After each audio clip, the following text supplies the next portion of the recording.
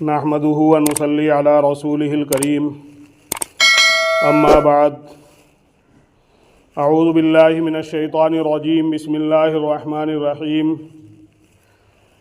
या अय्युहल्लज़ीना आमनू कुतिबा अलैकुमुस सियामु कमा कुतिबा अलल्लज़ीना मिन क़ब्लिकुम लअल्लकुम तत्तक़ून।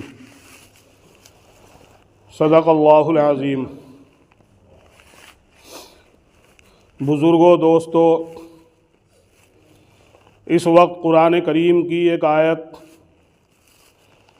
तिलावत फरमाई जिसके अंदर अल्लाह रब्बुल इज़्ज़त ने रमज़ानुल मुबारक के बारे में बयान फरमाया।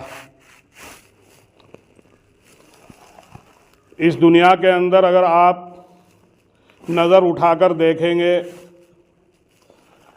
तो हर एक चीज़ के ऊपर एक बड़ा नज़र आएगा, यानी सरदार नज़र आएगा।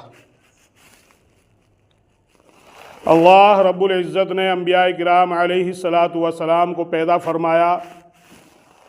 कमोबेश 1,24,000 अंबिया इस दुनिया के अंदर आए, लेकिन सबसे बड़ी फजीलत और सबसे आला और अफजल जो अंबिया किराम अलैहिस्सलातु वस्सलाम में हैं वो नबी करीम सल्लल्लाहु अलैहि वसल्लम हैं, जिनके हम उम्मती हैं। यानी ये कह लीजिए कि वो तमाम नबियों के सरदार हैं। इसी तरीक़े से अल्लाह रब्बुल इज़्ज़त ने आसमान से कुछ किताबें नाजिल फरमाई। हज़रत मूसा अलैहिस्सलातु वस्सलाम के ऊपर तौरेत को उतारा, हज़रत ईसा अलैहिस्सलातु वस्सलाम के ऊपर इंजील को उतारा, हज़रत दाऊद अलैहिस्सलातु वस्सलाम के ऊपर ज़बूर को उतारा और नबी करीम सल्लल्लाहु अलैहि वसल्लम के ऊपर कुरान करीम को उतारा। यानी ये 4 बड़ी किताबें अल्लाह ने दुनिया के अंदर अपने नबियों के ऊपर उतारी। और भी सहीफ़ों की शक्ल में उतारे गए, लेकिन इन तमाम में सबसे बड़ी अफजलियत और सबसे बड़ा कलाम और सबसे आला जो चीज़ है वो कुरान करीम है। चुनाचे ये कह लीजिए कि दुनिया के अंदर जितनी भी किताबें आज मौजूद हैं, चाहे वो दुनियावी किताबें हों चाहे आसमानी किताबें हों, सबकी सरदार जो है वो कुरान करीम है। इसी तरीक़े से अल्लाह रब्बुल इज़्ज़त ने हफ्ते के 7 दिन बनाए और 7 दिनों के अंदर जो अफजलियत और जो बरतरियत हासिल है वो जुमे के दिन को है। यानी जुमे के दिन को सैयदुल अय्याम यानी दिनों का सरदार बतलाया गया है। इसके अलावा आप रातों को देख लीजिए कि जितनी भी रातें आती हैं सबके ऊपर सरदार जो बनाया, आला जो बनाया, वो शब कदर की रात को बनाया। और शब कदर की जो रात आती है वो रमज़ान मुबारक के महीने के अंदर ही आती है। आखिर आशरे के अंदर वो आती है। 21, 23, 25, 27, 29 ये रातें जो हैं ये शब कदर की रातें हैं। और ये रात जो है अल्लाह रब्बुल इज़्ज़त ने तमाम रातों के ऊपर आला और अफजल बनाई। यानी दिनों का भी सरदार बनाया, रातों का भी सरदार बनाया।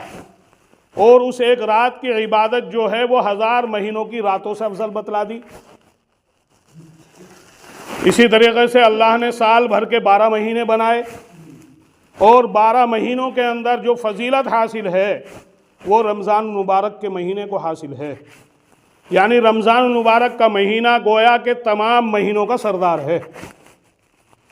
इसी तरीके से दुनिया के आप मुल्कों के ऊपर नज़र डालिए, शहरों के ऊपर नज़र डालिए, तो सबसे आला और सबसे अफजल और सबसे बड़ा जो मकाम अल्लाह के यहाँ है वो मक्के और मदीने का है।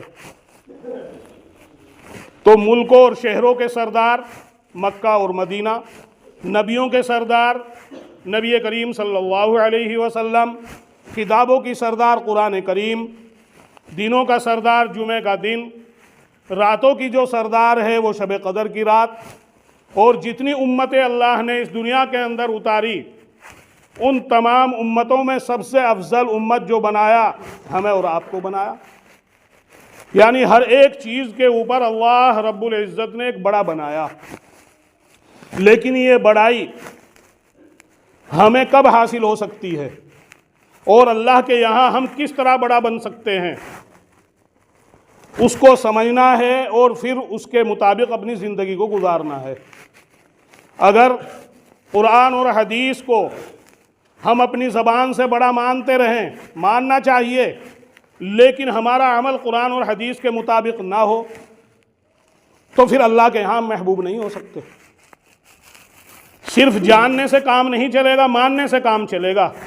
अबू जहल भी जानता था कि नबी करीम सल्लल्लाहु अलैहि वसल्लम अल्लाह के नबी हैं, लेकिन एक हठ धर्मी की बिना पर वो नहीं मानता था। फिरौन भी जानता था कि मूसा अलैहिस्सलातु वस्सलाम अल्लाह के नबी हैं, लेकिन नहीं मानता था। अगर जानने से काम चलता तो उनका चल जाता। ईमान नाम है मानने का। अगर हम मानेंगे तो उस वक्त तो हमारे लिए कामयाबी है, और अगर नहीं मानेंगे तो हमारे लिए कोई कामयाबी नहीं है। तो बुजुर्गों, दोस्तों, नबी करीम सल्लल्लाहु अलैहि वसल्लम ने जो महीना अब चल रहा है, इसको कहा जाता है शाबान का महीना। और शाबान के आखिर में नबी करीम सल्लल्लाहु अलैहि वसल्लम ने मस्जिद नबवी के अंदर बैठकर सहाबाए किराम रिज़वानुल्लाहि ताला अलैहिम अजमाइन के सामने एक तकरीर फरमाई। अब जो है इस शाबान का आखिर ही चल रहा है। आज 26 तारीख हो चुकी है। 3-4 रोज़ के बाद रमज़ान का महीना आ जाएगा। अगला जो जुमा आएगा वो रमज़ान में ही आएगा। तो मेरे मोहतरम दोस्तों, आप सल्लल्लाहु अलैहि वसल्लम ने इस महीने के आखिर में जो तकरीर फरमाई, वो ये फरमाई, सहाबाए किराम रिज़वानुल्लाहि ताला अलैहिम अजमाइन को मुखातब करके फरमाया कि मेरे सहाबा, तुम्हारे ऊपर एक बरकतों वाला महीना साया फगन है, यानी साया डालने वाला है। यानी उसकी रहमतें तुम्हारे ऊपर आने वाली हैं, जो उस महीने के अंदर सिर्फ अल्लाह की रज़ा के लिए सवाब की नीयत से दिनों के रोज़े रखेगा और रातों को तरावियाँ पढ़ेगा और हलाल कमाकर हलाल से वो अपने रोज़े को इफ्तार करेगा, तो उसके लिए जन्नत में जाने से कोई चीज़ रुकावट नहीं हो सकती। लेकिन आज हम मुसलमान एक तरफ तो ये शिकवा और शिकायत करते हैं कि अल्लाह की मदद हमारे ऊपर नहीं आ रही है या हमारी दुआएं कबूल नहीं हो रही हैं, लेकिन जो हकीम या डॉक्टर इलाज बताए, दवाई बताए, अगर बीमार उस तरीके पर उस दवाई को इस्तेमाल नहीं करेगा और उसको नहीं लेगा, तो तुम खुद बताओ क्या उसको फ़ायदा हो सकता है? फ़ायदा नहीं हो सकता। फ़ायदा उसी वक्त होगा जबकि डॉक्टर और हकीम के बताए हुए तरीके के मुताबिक हम दवाई को इस्तेमाल करेंगे, हम इलाज करेंगे। तो अल्लाह ने कुरान करीम के ज़रिए इरशाद फरमाया, या अय्युहल्लज़ीना आमनू कुतिबा अलैकुमुस्सियामु कमा कुतिबा अलल्लज़ीना मिन क़ब्लिकुम लअल्लकुम तत्तक़ून। ए ईमान वालो, तुम्हारे ऊपर रमज़ान के रोज़े फ़र्ज़ किए गए हैं, और ये तुम्हारे ऊपर ही नहीं बल्कि तुमसे पहली उम्मतों के ऊपर भी रोज़े फ़र्ज़ थे। वो बात अलहदा है कि उनके ऊपर कितने फ़र्ज़ थे, लेकिन उनके ऊपर भी फ़र्ज़ थे। हमारे ऊपर एक महीने के रोज़े फ़र्ज़ हैं, और ये किस लिए? आगे फरमा दिया आयत के अंदर, लअल्लकुम तत्तक़ून, ताकि तुम दोज़ख से बच सको, ताकि तुम जहन्नम से बच सको, ताकि तुम अल्लाह की सज़ाओं से बच सको। तो अल्लाह ने जब ये कुरान करीम के अंदर हमको एक नुस्खा बता दिया और उसके मुताबिक अगर हम अमल ना करें, तो फिर दुनिया के अंदर चाहे हम किसी तरह अपनी ज़िंदगी को गुजार कर चले जाएं, लेकिन आखिरत के अंदर हमको छुटकारा मिलने वाला नहीं है। बग़ैर शरीयत के ऊपर अमल किए हुए और बग़ैर नबी करीम सल्लल्लाहु अलैहि वसल्लम की सुन्नतों के ऊपर अमल किए हुए। मेरे मोहतरम दोस्तों और बुज़ुर्गों, वो नबी कि जब दीन की दावत देने के लिए ताइफ के मैदान के अंदर जाता है और दीन की तरफ उनको बुलाता है, वहाँ के रहने वालों को दीन की दावत देता है, तो उन लोगों ने क्या बर्ताव आपके साथ किया कि ओबाश लड़के, बदमाश लड़के आपके पीछे लगा दिए। कोई आपको गाली दे रहा है, कोई आपके ऊपर पत्थर बरसा रहा है, कोई आपको साहिर, पागल, मजनू कह रहा है, आपका बदन लहूलुहान हो जाता है। जब पत्थर बरस रहे हैं, जूते मुबारक जो आप पहने हुए हैं वो भी खून से लबरेज हो जाते हैं, भर जाते हैं। उस वक्त पहाड़ों का फरिश्ता आपके पास आता है, अल्लाह रब्बुल इज़्ज़त की तरफ से आकर आपको सलाम भेजता है और कहता है कि नबी, अल्लाह ने मुझको भेजा है और ये कहा है कि अगर आप चाहें तो इन सताने वालों को, इन जुल्म करने वालों को इन दोनों पहाड़ों के दरमियान लाकर कुचल दिया जाए और ख़त्म कर दिया जाए। लेकिन मेरे मोहतरम दोस्तों और बुज़ुर्गों, इससे बड़ी और क्या मुश्किल घड़ी आपके लिए हो सकती है कि आपका तमाम बदन खून से लबरेज है, भरा हुआ है, खून बह रहा है। उस वक्त आप बद्दुआ कर सकते थे, लेकिन कुर्बान जाइए उस नबी के ऊपर कि जिसने वो तमाम परेशानियों को बर्दाश्त किया और बर्दाश्त करके ये कहा कि फरिश्ते, ये मैं जानता हूं कि अगर मेरी ज़बान से एक लफ्ज़ की इनके बारे में बद्दुआया निकल गया तो इनको अल्लाह तबाह और बर्बाद कर देगा। लेकिन अल्लाह ने मुझको इस दुनिया के अंदर रहमत बनाकर भेजा है, ज़हमत बनाकर नहीं भेजा। अगर ये मुझको नहीं जान रहे हैं, नहीं पहचान रहे हैं, मुझे उम्मीद है कि इनके आने वाली अगली नस्ल ज़रूर मेरी बातों को सुनेगी, मानेगी और पहचानेगी। उस वक्त आप सल्लल्लाहु अलैहि वसल्लम ने उन लोगों के लिए बद्दुआ नहीं फरमाई।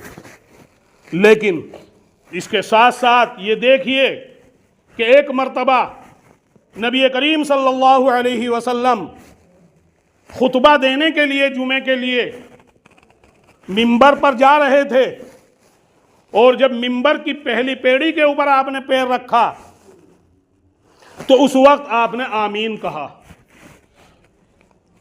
फिर जब दूसरी पेड़ी के ऊपर पैर रखा फिर आमीन कहा।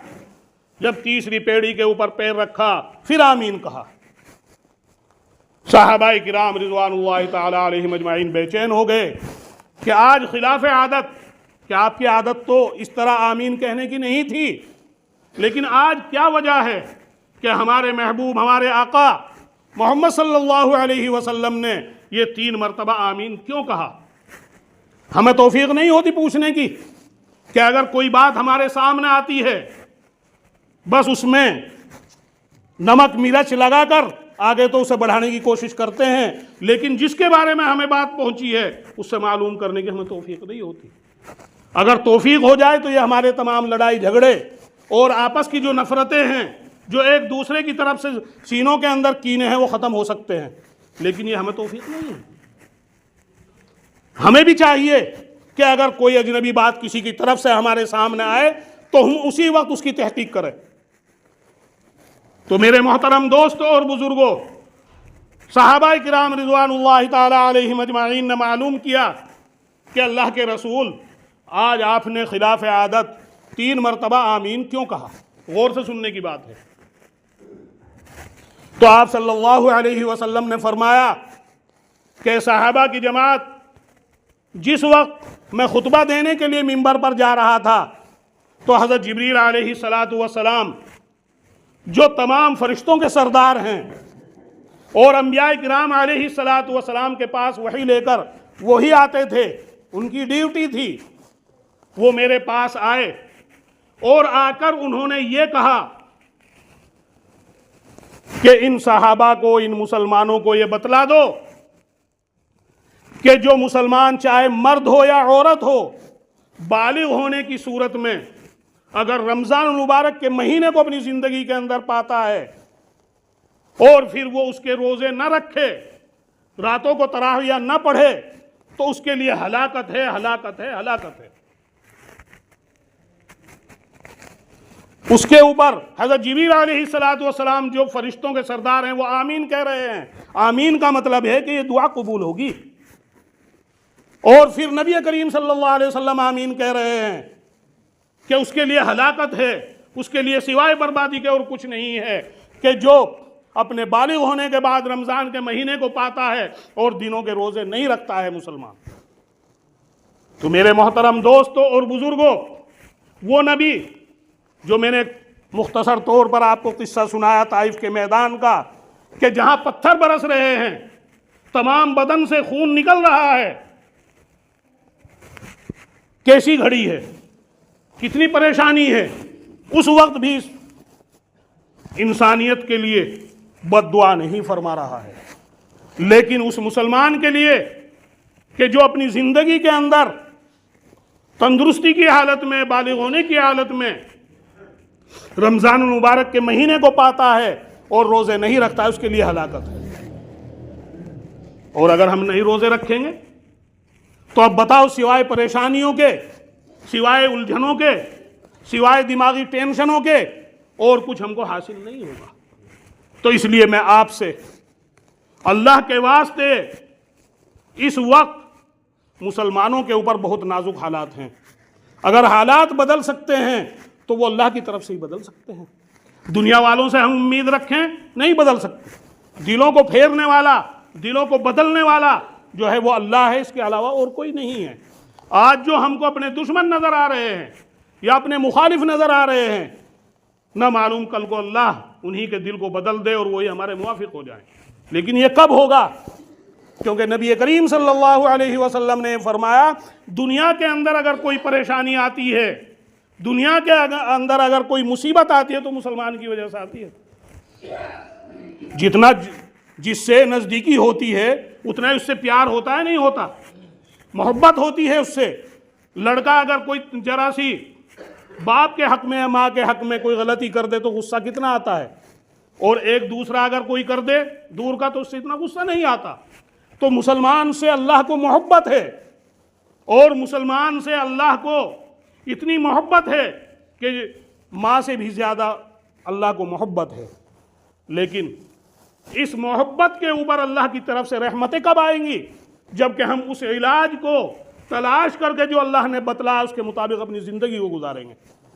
तो ये रमज़ान मुबारक का महीना आ रहा है, इसके अंदर कोई भी नौजवान और कोई भी घर के अंदर औरत जो बालिग हैं वो बग़ैर रोज़ेदार न रहें।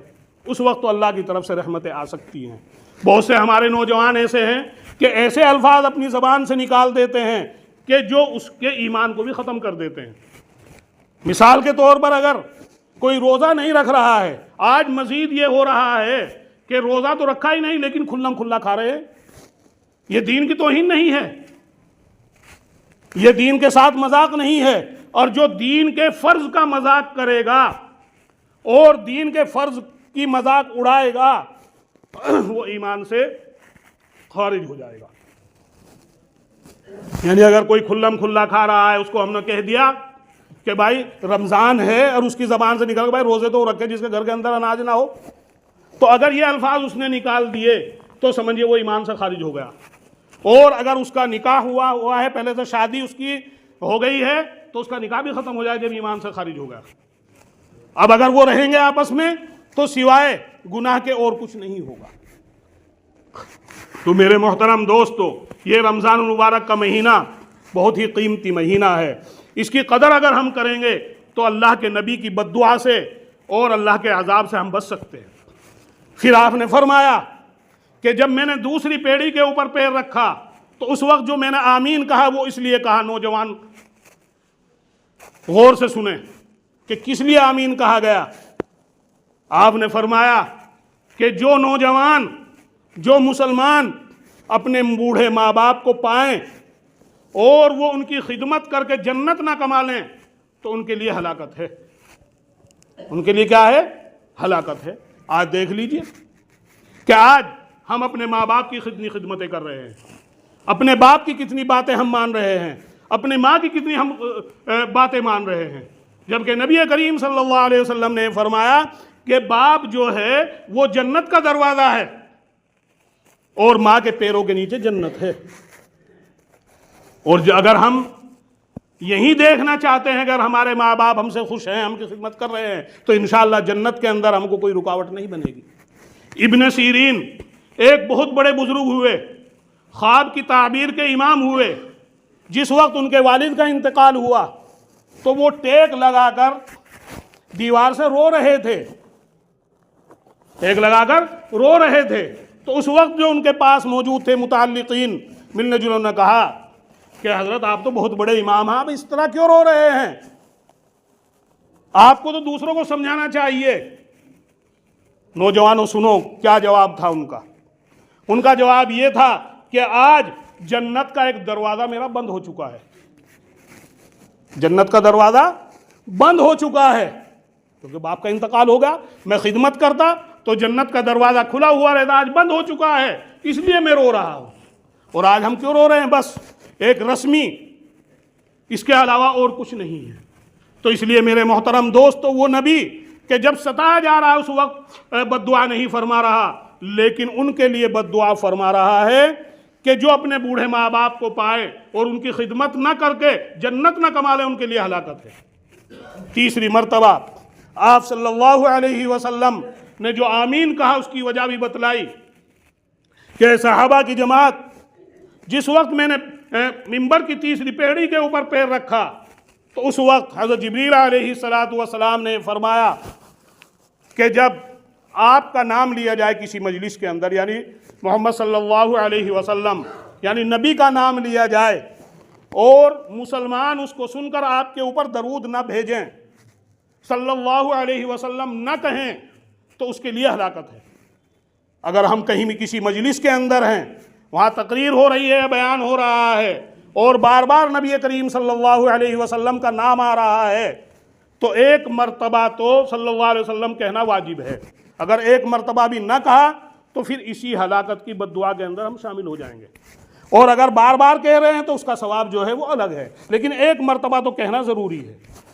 तो मेरे मोहतरम दोस्तों और बुज़ुर्गों, बस ज़्यादा बात न करते हुए मैं आपसे यही दरख्वास्त करूँगा कि अगर हम ये चाहते हैं कि दुनिया के अंदर अल्लाह की रहमतें हमारे ऊपर आएँ और अल्लाह ने जो बरकतों वाला महीना हमको दिया है वो आने वाला है, उसकी कदर करें, दिनों के रोज़े रखें, रातों को तरावियाँ पढ़ें और कुरान शरीफ अगर पढ़े हुए हैं तो कुरान शरीफ पढ़ें, तो इंशाअल्लाह कब्र के अंदर से ही अल्लाह के फैसले और अल्लाह की तरफ से सवाब और अज्र हमको मिलना शुरू हो जाएगा। जब मुनकर नकीर कब्र के अंदर आएगा तो हदीस के अंदर यह आया कि जब सवाल करने वाले सवाल करेंगे मुर्दे से, अगर उसने रमज़ान मुबारक के महीने के अंदर रमज़ान के रोज़े रखे हैं, रातों को तरावियाँ पढ़ी हैं, कुरान शरीफ सुना है, तो एक तरफ रोज़े खड़े हो जाएंगे, एक तरफ कुरान शरीफ खड़े हो जाएगी। और जब वो सवाल करेंगे तो उनसे कहेंगे कि पहले हमसे सवाल करो, पहले हमसे सवाल करो। तो ये तो वो शख्स है कि जिसने रमज़ान मुबारक के महीने के अंदर अपनी भूख को बर्दाश्त किया, अपनी प्यास को बर्दाश्त किया और रमज़ान के रोज़े रखे अल्लाह की रज़ा के लिए, और एक तरफ कुरान शरीफ शफाअत करने वाला बन जाएगा कि इसने रातों को तरावियों के अंदर मुझको सुना, तो इंशाअल्लाह यहीं से बेड़ा पार हो जाएगा। और अगर रमज़ान मुबारक का महीना हमने इसी तरह अपने लहो-लुअब में, खेल कूद में और बेकदरी में और इसी तरह खुल्लम खुल्ला खाने पीने में खो दिया, तो यही रमज़ान मुबारक का महीना हमारे मुखालिफ गवाही देगा, कुरान शरीफ हमारे मुखालिफ गवाही देगा कि इसने नाम तो मेरा लिया लेकिन मेरे मुताबिक अमल नहीं किया, मुझको पढ़ने की या सुनने की इसने कोशिश नहीं की। तो अल्लाह रब्बुल इज़्ज़त से दुआ है कि अल्लाह ताला हम सभी को आने वाला जो महीना अभी 3-4 रोज़ के बाद आ रहा है उसके अंदर दिनों के रोज़े रखने की और रातों को तरावियाँ पढ़ने की तौफीक अता फरमाए। व आखिरु दावाना अनिल हम्दुलिल्लाहि रब्बिल आलमीन।